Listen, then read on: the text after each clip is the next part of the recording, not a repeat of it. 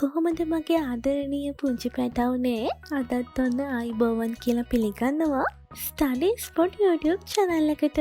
අද කතාව තමයි වලහාසා මිතුරන් දෙදෙනා. හුඟා කාලෙකට කලින් වුණ කතාවක් තමයි මේ කතාව.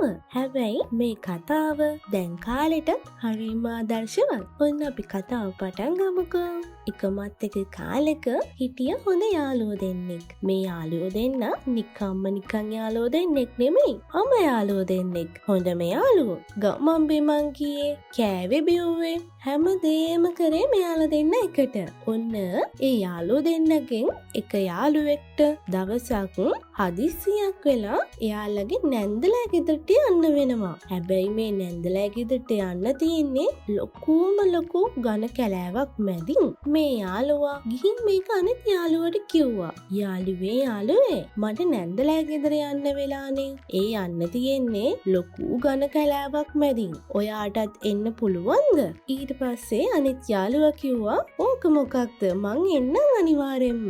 අපි දෙන්නම එකට නැන්දලා ගෙදරට යමු කියලා. ඔහොම කතා වෙලා මෙයාලා දෙන්න මේ ගමන යන්න පටන් ගත්තා. මෙයාලා දෙන්නම ගමන යන්න පටන් ගත්තා වගේ නෙමෙයි. ටික දුරක් යනකොට මේගොල්ලන්ට ඇහෙනවා සත්තුන්ගේ හඬවල්. සමහර හඬවල් නම් ළඟින්ම ඇහෙනවා වගේ. සමහර සතුන්ගේ ගොරවල් හඬවල් ළඟින්ම ඇහෙනවා වගේ දැනෙනවා. එතකොට අර තනියට එක්කන් ආපු යාළුවා කිව්වා දැන් නම් මට දැන් බයක් හිතෙනවා. මේ සත්තුන්ගේ හඬවල් ළඟම ඇහෙනවනේ කියලා. එතකොට අපේ යාළුවා කිව්වා බය වෙන්න එපා යාළුවේ. තව ටික දුරකින් අපිට නැන්දලා ගෙදරට යන්න පුළුවන් කියලා. ඔහොම අහගෙන කතා කර ටික දුරක් යනකොට මෙයාලා දෙන්න ඉන්න තැනට වලහෙක් ආවා. අර තනියට එක්කන් ආපු යාළුවා ටක් ගාලා එතන තිබ්බ ගහකට නැංගා. අනෙක් යාළුවා නම් ගහකට නගින්න දන්නේ නැහැ. ඒ නිසා එයාට වෙන කරන්න දෙයක් තිබ්බේ නැති නිසා බිම දිගා වුණා.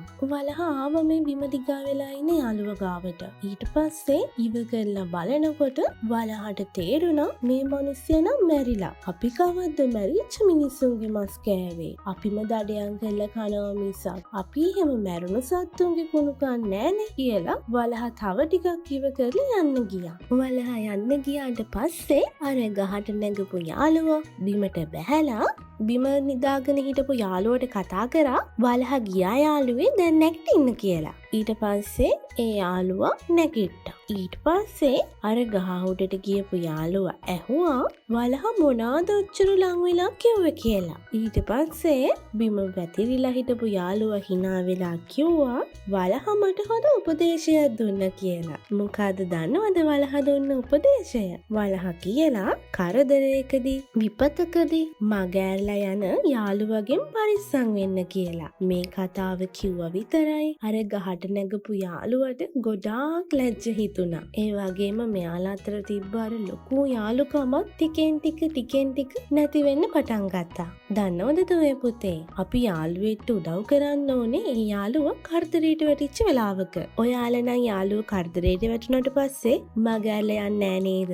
ඒ යාළුවන්ට ඒ වෙලාවට තමයි උදව් ඕන වෙන්නේ. මගේ හොඳ ළමයි ටික. මම මේ වගේම ලස්සන වටින කතන්දරයක් අරගෙන ඊළඟ සතියේ එනකන් මම subscribe කරලා bell icon එක click කරලා තියාගන්න.